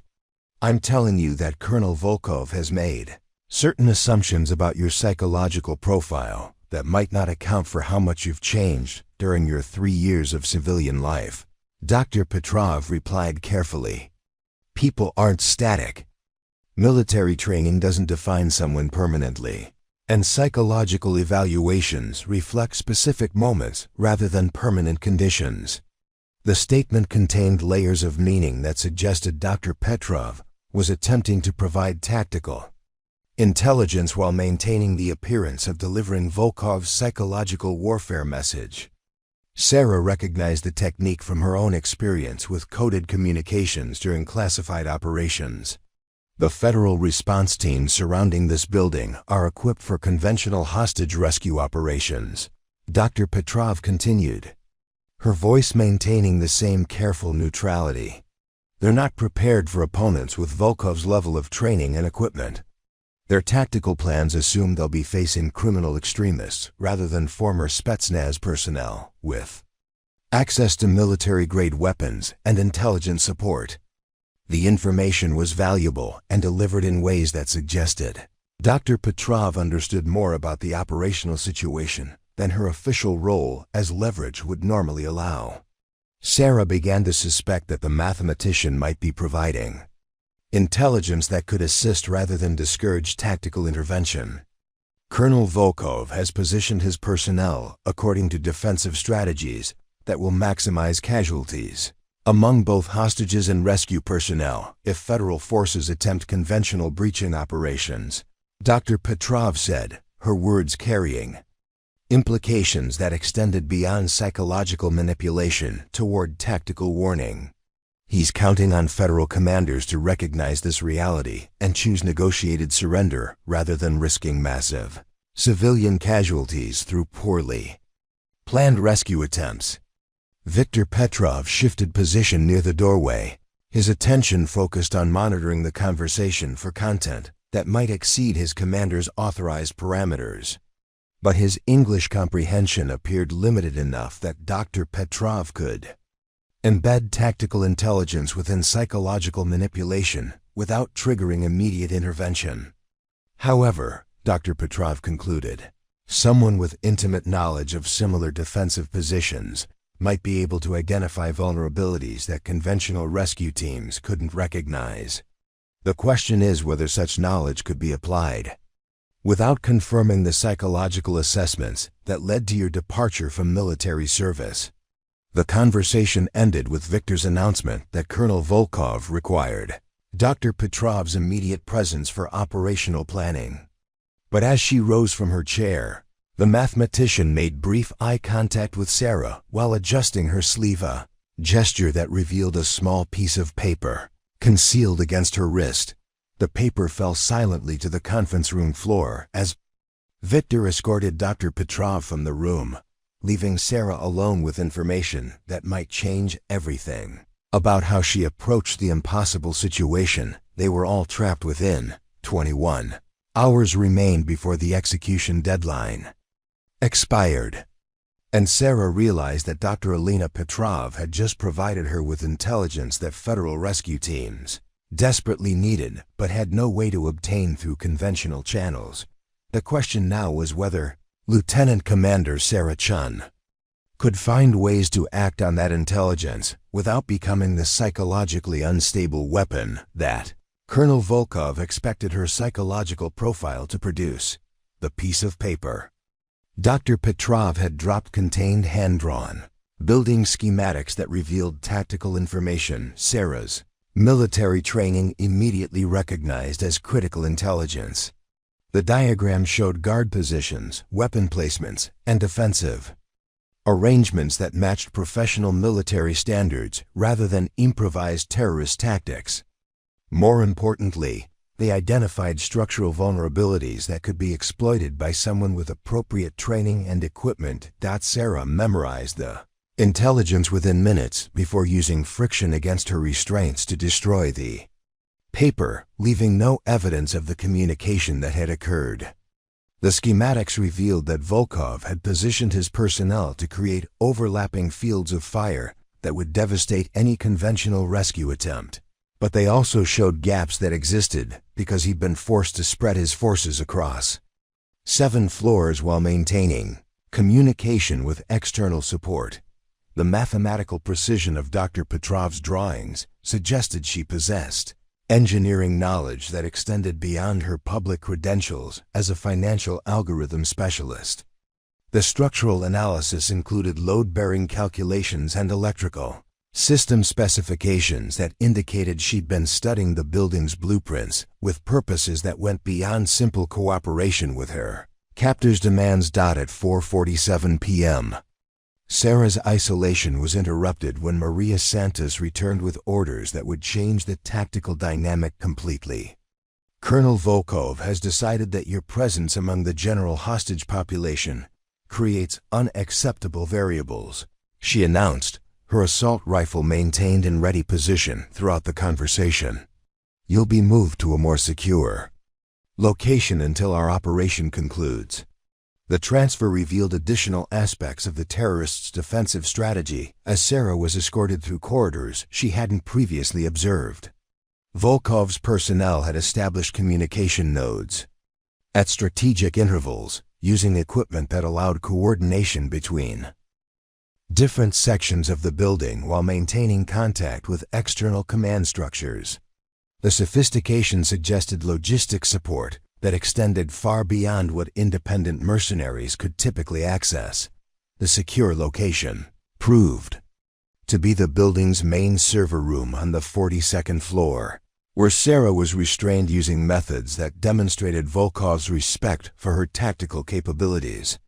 Military-grade restraints secured her to structural supports that couldn't be compromised without specialized cutting tools, while surveillance cameras provided constant monitoring from multiple angles that eliminated blind spots. But the server room also provided unexpected opportunities for someone with Sarah's background in electronic warfare and communications intelligence. The building's internal networks were accessible through maintenance terminals that the terrorists had overlooked during their security sweep, assuming that restrained captives couldn't access systems that required technical knowledge they didn't expect administrative assistants to possess. Sarah's military training had included extensive instruction in computer systems that supported special operations, including techniques for accessing networks through unconventional methods when standard procedures weren't available. The server room contained exactly the kind of infrastructure she'd learned to exploit during missions that required intelligence gathering in hostile environments. Working slowly to avoid triggering surveillance alerts, Sarah used her limited mobility to access a maintenance terminal that provided diagnostic information about the building's internal systems. The data revealed that Volkov's communication equipment was interfacing with Meridian Financial's networks in ways that suggested he was attempting to access the financial databases that contained Dr. Petrov's encrypted accounts. The real-time network activity showed systematic attempts to crack encryption protocols using computational methods that would normally require weeks or months to complete. But the processing power being applied suggested access to external resources that could accelerate the timeline significantly, possibly through quantum computing systems that belonged to state-level intelligence agencies. More concerning was evidence that the network intrusion had already compromised certain security protocols that protected the building's structural systems. Volkov had gained access to elevator controls, emergency lighting, and ventilation systems that could be used to create chaos during any rescue attempt or to eliminate hostages through methods that wouldn't require direct engagement with his personnel. The intelligence painted a picture of an operation that was far more sophisticated than federal response teams were prepared to handle. Volkov wasn't simply using technological tools to support conventional terrorist tactics. He was conducting cyber warfare alongside physical operations in ways that created multiple simultaneous threats, requiring coordinated responses that exceeded standard law enforcement capabilities. Sarah realized that Dr. Petrov's hidden message had contained more than tactical intelligence about guard positions and structural vulnerabilities. The mathematician had been warning her that Volkov's true capabilities extended into domains where conventional rescue operations would be completely ineffective, requiring intervention from someone who understood both physical and electronic warfare. The server room surveillance cameras were connected to the same network that Volkov was using for his broader cyber operations, creating an opportunity that Sarah's training had prepared her to exploit despite her physical restraints. Using techniques developed for situations where operatives had limited mobility but needed to gather intelligence, she began systematically accessing camera feeds throughout the building. The surveillance footage revealed the full scope of the crisis they were facing. Volkov had positioned explosive devices at structural points that would bring down entire sections of the building if detonated, creating a threat that made conventional rescue operations impossible without accepting massive casualties among both hostages and rescue personnel. The devices were connected to wireless triggers that he could activate remotely, giving him the ability to eliminate evidence and witnesses even if his personnel were neutralized. But the surveillance also revealed weaknesses in his defensive strategy that existed because he'd been forced to divide his attention between multiple operational objectives. The personnel guarding different hostage groups were maintaining radio silence to avoid detection by federal listening devices, creating coordination gaps that could be exploited by someone who understood their communication protocols. Most importantly, the camera feeds showed that several of Volkov's subordinates were displaying stress indicators that suggested psychological pressure from maintaining threatening poses against innocent civilians for extended periods. Professional soldiers could conduct such operations for limited durations, but the extended timeline was creating fatigue and emotional strain that might affect their tactical judgment. During crisis situations, Sarah's analysis was interrupted when Colonel Volkov himself entered the server room. his presence indicating that the operation was entering its final phase. "Lieutenant Commander Chun," he said, his English carrying the formal tone of someone delivering official communications. "Federal negotiators have informed us that Dr. Petrov's asylum status prevents them from surrendering her to our custody, without judicial proceedings that would require several days to complete." The announcement confirmed Sarah's assessment that conventional diplomatic solutions wouldn't resolve the crisis before the execution deadline expired. Volkov was using legal complexities surrounding Dr. Petrov's protected status to justify escalating his threats while creating political pressure that might force federal authorities to compromise intelligence assets to save civilian lives. "This development requires adjustments to our operational timeline," Volkov continued, his tone carrying implications that Sarah's military experience allowed her to interpret accurately. "Beginning at midnight, we'll demonstrate our resolve through systematic elimination of hostages until federal authorities recognize the futility of legal delays." The revised timeline gave her less than 7 hours to find ways to neutralize threats that were beyond the capabilities of federal response teams, while operating under physical restraints in an environment where any tactical action would immediately trigger retaliation against innocent civilians. Sarah realized that Dr. Elena Petrov's hidden intelligence hadn't just been providing tactical information. It had been a desperate appeal for intervention from someone who understood that conventional solutions were impossible and that 499 innocent lives depended on actions that only military training could provide. The question now was whether Lieutenant Commander Sarah Chun could overcome both physical constraints and psychological reservations to become the weapon that circumstances demanded.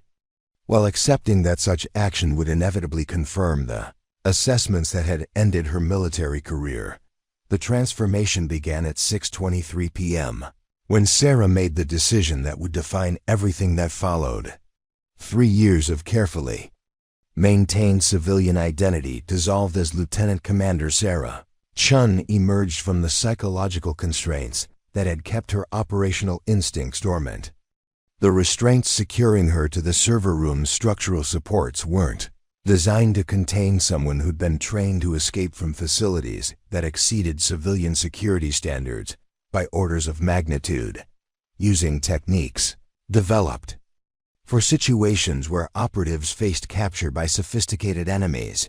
Sarah began systematically compromising her restraints through methods that appeared passive to surveillance cameras while gradually weakening the materials that held her.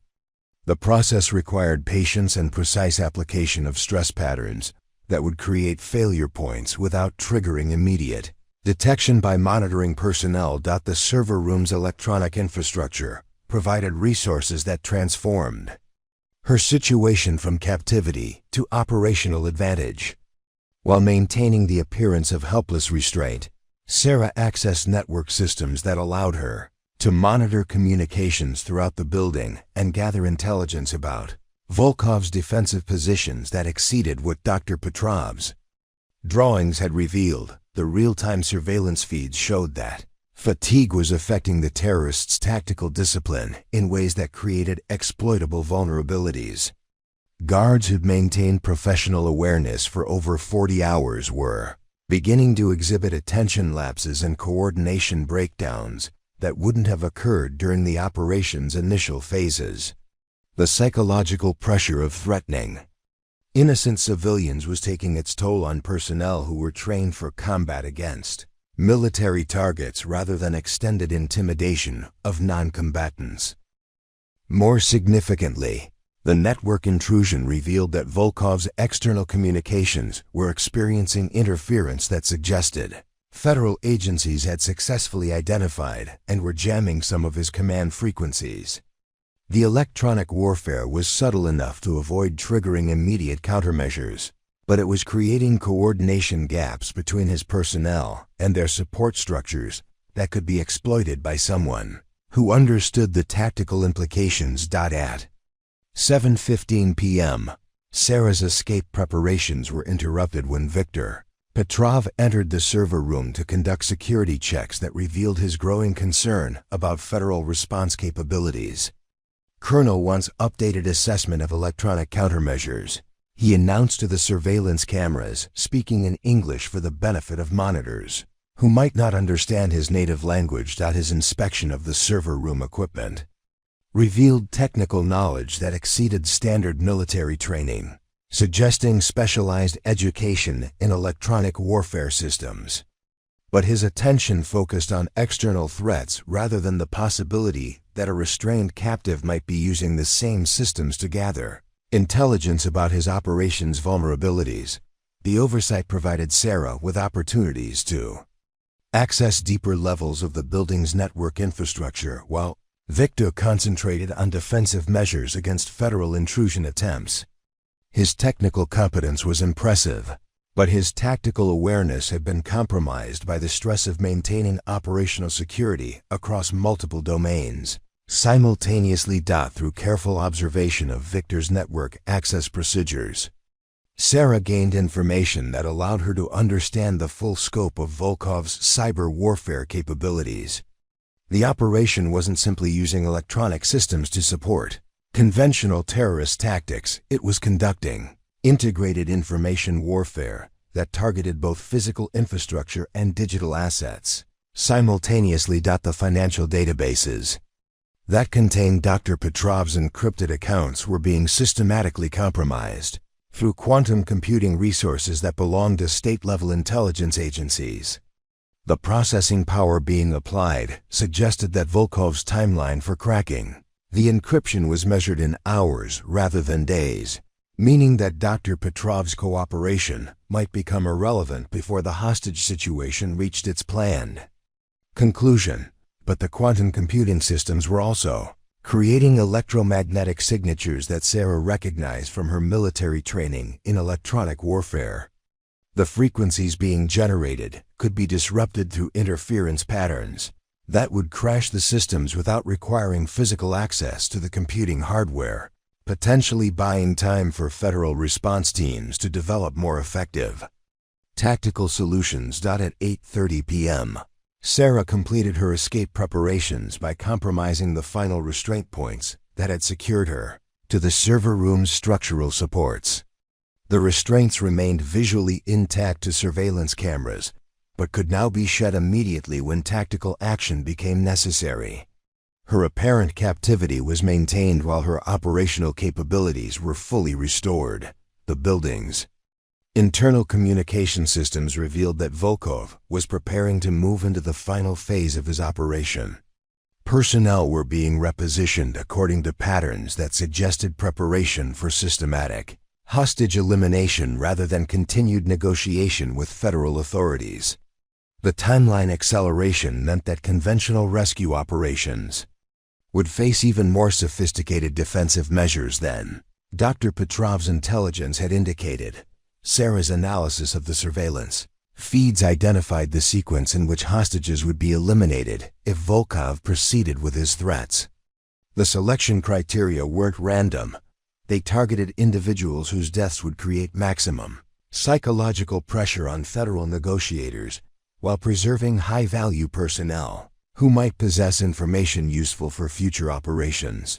Thomas Morrison was scheduled for elimination during the second wave, along with other regional managers who had access to international financial networks. Jessica from accounting and Marcus from IT were marked for later phases, their technical knowledge making them valuable for extracting additional intelligence about Meridian Financial's operational procedures.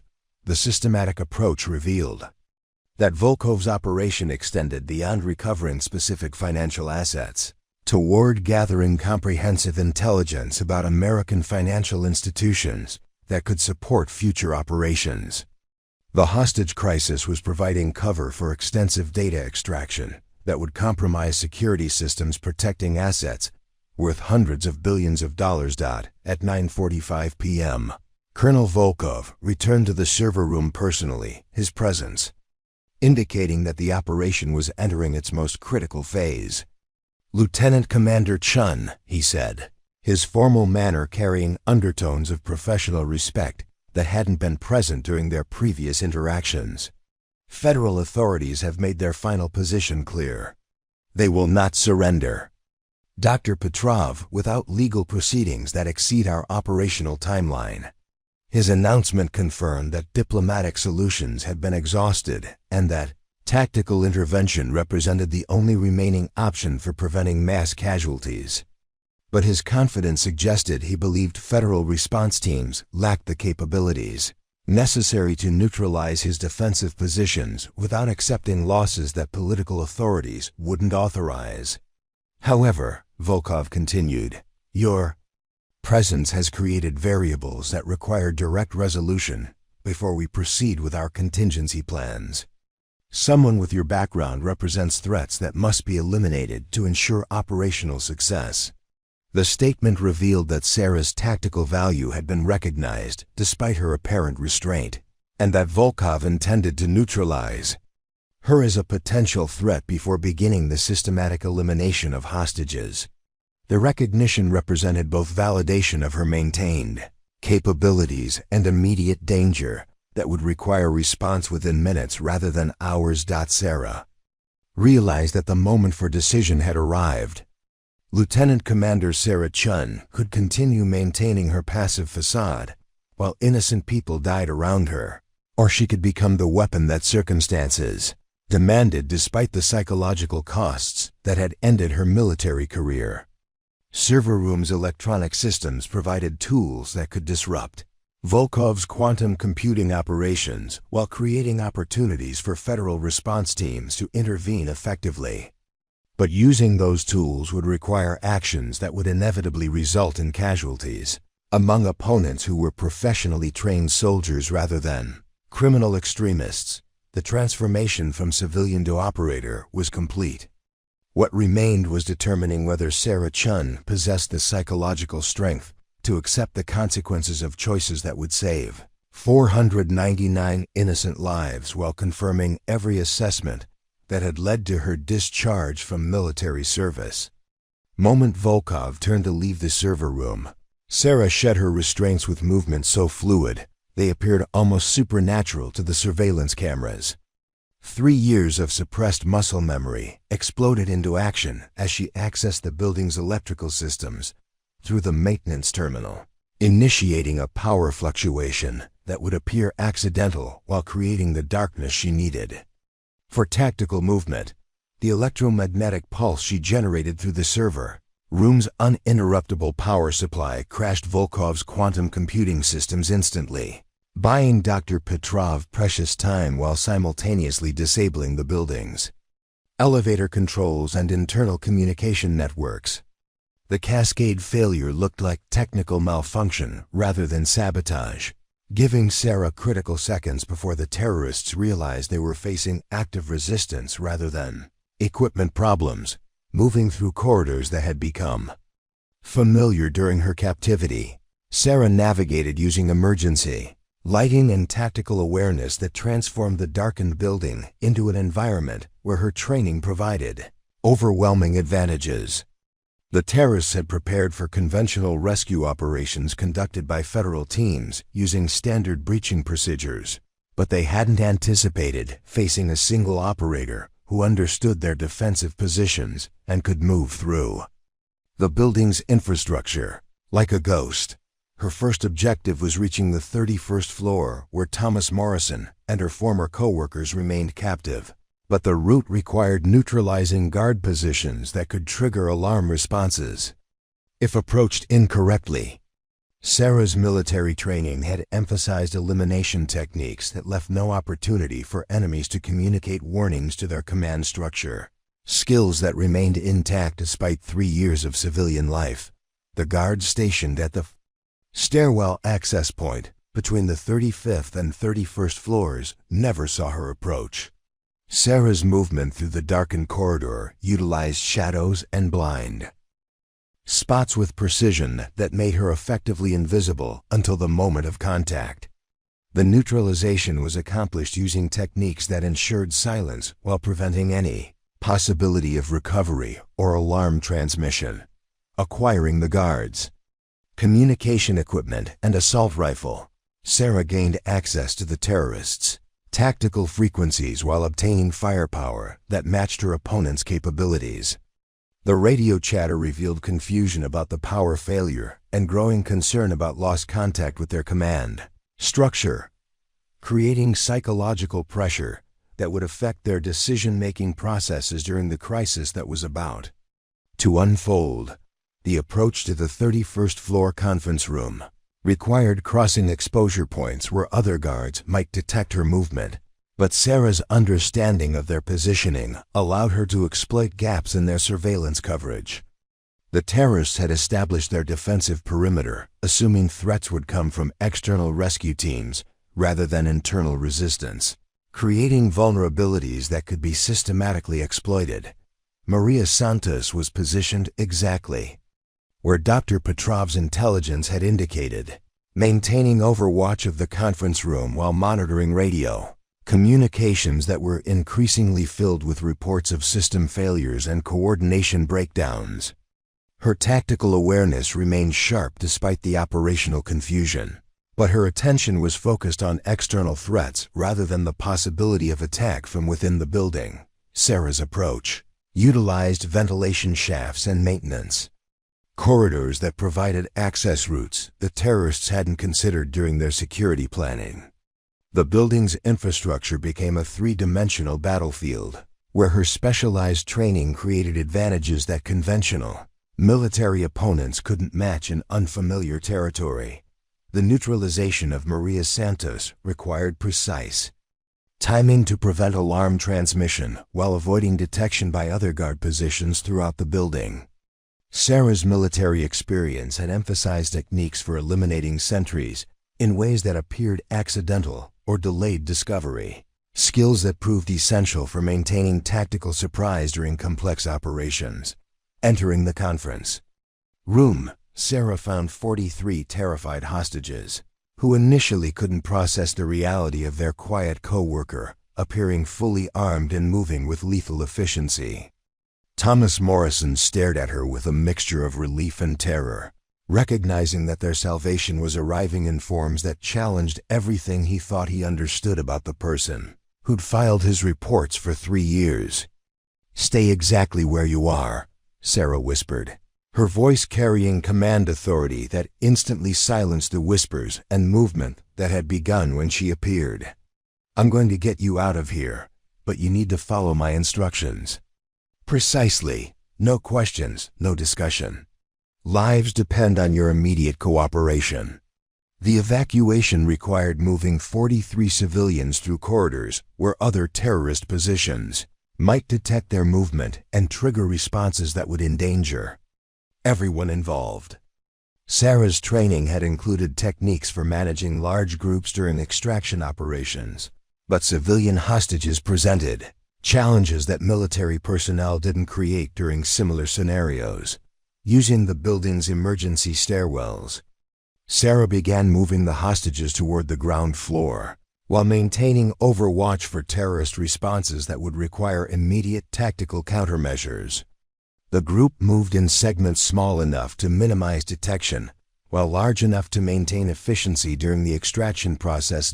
At the 28th floor landing, they encountered Viktor Petrov conducting security sweeps that had been triggered by reports of communication failures throughout the building. His positioning blocked the primary evacuation route, while his alert status indicated he suspected active resistance rather than equipment malfunction. The engagement occurred in close quarters that favored Sarah's specialized training over Viktor's conventional military background. The confrontation lasted less than 10 seconds, during which Viktor's assault rifle fire went wide while Sarah's response was surgically precise. The sound suppression technique she employed minimized noise transmission that might alert other positions. Acquiring Viktor's equipment and communication codes, Sarah gained additional intelligence about the terrorists' response procedures while obtaining resources that enhanced her capability for protecting the evacuating hostages. The radio traffic revealed growing panic among Volkov's personnel as they recognized that their operation was facing organized resistance rather than technical difficulties. The evacuation continued through the building's lower floors, where Sarah's knowledge of the terrorist positions allowed her to guide the hostages through routes that avoided contact with remaining guard posts. The civilians followed her instructions with desperate precision, understanding that their survival depended entirely on her tactical judgment and operational capabilities. By the time they reached the ground floor, federal response teams had recognized that active resistance was occurring within the building and were preparing to coordinate their operations with whoever was conducting the internal assault. Sarah's radio communications with the command post established coordination protocols while maintaining operational security that protected ongoing tactical operations. The successful evacuation of 43 hostages represented only the first phase of an operation that required neutralizing remaining terrorist positions while preventing casualties among the hundreds of people still trapped throughout the building. Sarah realized that Dr. Petrov's intelligence had been accurate about Volkov's capabilities, but hadn't fully conveyed the scope of resistance that would be necessary to prevent mass casualties. Standing in the building's lobby while federal teams processed the evacuated hostages, Sarah understood that Lieutenant Commander Sarah Chun had returned permanently. The psychological barriers that had driven her from military service remained, but 456 innocent lives still depended on capabilities that only her specialized training could provide. The real mission was just beginning, and there would be no returning to the peaceful anonymity that had defined her civilian life for 3 years. The federal command post buzzed with controlled urgency as Sarah Chun delivered tactical intelligence that transformed their understanding of what they were facing inside Meridian Financial Tower. Special Agent Rebecca Martinez, the FBI's lead negotiator, studied the building schematics Sarah had reconstructed from memory, while SWAT commanders ABSORBED details about terrorist capabilities that exceeded their previous assessments by dangerous margins. Colonel Volkov has positioned explosive charges at structural weak points on floors 15, 23, 31, 38, and 45, Sarah reported, her voice carrying the clinical precision of military briefings despite the chaos surrounding them. The charges are connected to wireless detonators that he can trigger remotely if he detects coordinated rescue operations. Any conventional breach will result in catastrophic structural failure. The intelligence painted a picture of defensive sophistication that required immediate revision of federal response strategies. SWAT teams equipped for standard hostage rescue operations were inadequately prepared for opponents who possessed military engineering expertise and access to demolition equipment that could bring down entire sections of a 47-story building. "How many personnel are we facing?" Agent Martinez asked, her training in crisis negotiation providing no framework for situations where terrorists possessed capabilities that matched special forces units rather than criminal extremists. "Minimum of 12 operators with professional military training," Sarah replied, mentally cataloging the defensive positions she'd observed during her escape. "Possibly more in reserve positions that I couldn't identify during limited reconnaissance. All carrying assault weapons and tactical communication equipment that suggests external command support." The FBI tactical commander, a veteran of dozens of hostage situations, looked at the building schematics with growing concern. "Lieutenant Commander, based on your assessment, what's the probability of successful rescue using conventional methods?" Sarah's response carried the weight of someone who'd conducted similar operations from the opposite perspective. 0. Volkov's defensive strategy is designed specifically to counter federal response tactics. Any approach that he can predict will result in massive casualties among both hostages and rescue personnel. The admission created silence in the command post as law enforcement officials processed the reality that their standard procedures were completely inadequate for the crisis they faced. Political pressure from Washington demanded immediate action, but tactical realities suggested that such action would result in casualties that would end careers and create international incidents. "What do you recommend?" Agent Martinez asked, though her expression suggested she already suspected what Sarah's answer would involve. "Single operator infiltration using building infrastructure that the terrorists haven't secured," Sarah replied. "Someone with appropriate training could neutralize key positions, while federal teams coordinate external pressure to prevent escape or destruction of evidence." The proposal was operationally sound but politically impossible. Federal agencies couldn't officially authorize a civilian to conduct military operations on American soil, regardless of her specialized training or the urgency of circumstances. The legal implications would create consequences that extended far beyond the immediate crisis. But Agent Martinez recognized the reality they were facing with 456 hostages still trapped inside a building rigged for demolition by professionally trained opponents who possessed resources that exceeded standard law enforcement capabilities. "Lieutenant Commander," she said carefully, "if someone were to undertake such operations without official authorization, what support would be necessary?" The question established plausible deniability while acknowledging that circumstances might require actions that couldn't be officially sanctioned. Sarah understood the political constraints that prevented direct federal involvement while recognizing the tactical necessities that made unauthorized action inevitable. Real-time intelligence about terrorist positions and communication intercepts from their command frequencies, Sarah responded. Access to building blueprints that show structural details and infrastructure routes. Medical support for casualties and evacuation coordination for rescued personnel.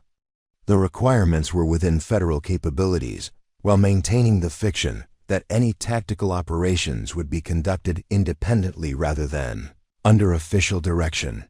Agent Martinez made brief eye contact with her tactical commander, confirming decisions that would never appear in official reports. "Dr. Petrov is being held on the 44th floor, Sarah continued, accessing intelligence she'd gathered during her electronic surveillance of the building's systems. Volkov needs her alive and cooperative, which creates tactical vulnerabilities around her location. Neutralizing her guard positions first would eliminate his primary leverage while preserving federal options for negotiated resolution. The strategy was militarily sound but psychologically challenging. Sarah would be returning to exactly the kind of close-quarters combat that had caused her discharge from military service, operating under stress conditions that had previously triggered psychological responses her commanders had found concerning. "Lieutenant Commander," Agent Martinez said quietly, "are you prepared for what this kind of operation will require? Your military records indicate previous difficulties with tactical decision-making under extreme stress." The question addressed concerns that everyone in the command post understood, but couldn't officially acknowledge. Sarah's specialized training made her uniquely qualified for operations that federal teams couldn't conduct, but her psychological profile suggested risks that might create additional casualties rather than preventing them. 456 people are going to die if someone doesn't take action that federal agencies can't officially authorize, Sarah replied, her voice carrying the calm resolve that had characterized her most successful military operations. "I've spent 3 years trying to escape what my training made me. But some responsibilities can't be avoided when innocent lives depend on capabilities that only exist through experience, that no one should have to acquire." The admission acknowledged both her psychological struggles and her acceptance of obligations that transcended personal comfort or official authorization. Agent Martinez recognized the dedication that had driven Sarah's military service while understanding the costs that such dedication had extracted from her mental health. "The operation begins in 30 minutes, Sarah announced, checking equipment that federal personnel had provided through channels that would never be documented. Monitor terrorist communications for signs that they've detected internal resistance. Be prepared to coordinate external pressure when I signal that key positions have been neutralized.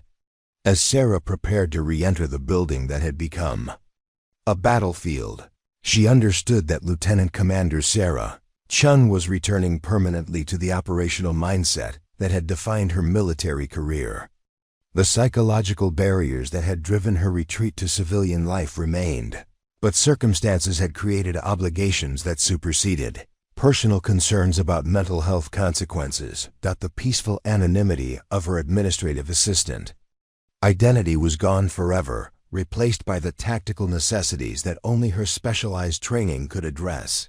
Federal agencies would maintain plausible deniability about operations they couldn't officially authorize, while 456 innocent people would either live or die based on decisions she would make during the next few hours, standing at the building's service entrance. Sarah realized that some transformations were irreversible. The weapon that her military commanders had found too dangerous to control was about to be unleashed in circumstances where restraint might mean mass casualties among people who deserved protection, rather than becoming collateral damage in conflicts they couldn't understand. The mission that would define everything she became afterward was about to begin, and there would be no returning to the person she'd been before accepting responsibilities that only her training could fulfill. The final breach came at dawn, as Sarah emerged from the 44th floor with Dr. Petrov and the last 17 hostages, her tactical gear stained with evidence of confrontations that would never appear in official reports. Colonel Volkov lay neutralized in the executive suite, his sophisticated operation dismantled by someone he'd underestimated as a psychologically damaged ex-soldier. Hiding among civilian populations, federal agents processed 499 rescued hostages while media helicopters captured footage of Sarah Chun walking calmly from Meridian Financial Tower, no longer resembling the quiet administrative assistant who'd filed reports and scheduled meetings for 3 years. Agent Martinez approached with paperwork that would officially classify the entire operation, ensuring that certain details remained buried in files that few people would ever access. "What happens now, Lieutenant Commander?" Martinez asked, though her expression suggested she already understood the answer. Sarah looked toward the city skyline, where other buildings contained other potential threats that conventional law enforcement might prove inadequate to handle. "Now I do what I should have been doing all along," she replied, accepting that her 3-year attempt at peaceful civilian life had ended permanently. 6 months later, federal agencies began receiving assistance from an unnamed contractor whose specialized services helped resolve crises that exceeded standard response capabilities. The contractor's identity remained classified, but victims of impossible situations occasionally reported rescue by someone who moved like a ghost and fought like a force of nature. Thomas Morrison returned to his regional manager position, though he never quite looked at administrative assistants the same way again. Sometimes the most dangerous people are those who choose to appear harmless until circumstances demand they reveal who they really are. What did you think of Sarah's incredible transformation? Have you ever discovered that someone close to you was hiding extraordinary abilities? Share your thoughts in the comments below. If you enjoyed this story of hidden strength and heroic sacrifice, hit that subscribe button and ring the notification bell for more amazing tales of ordinary people doing extraordinary things. What story should we tell next?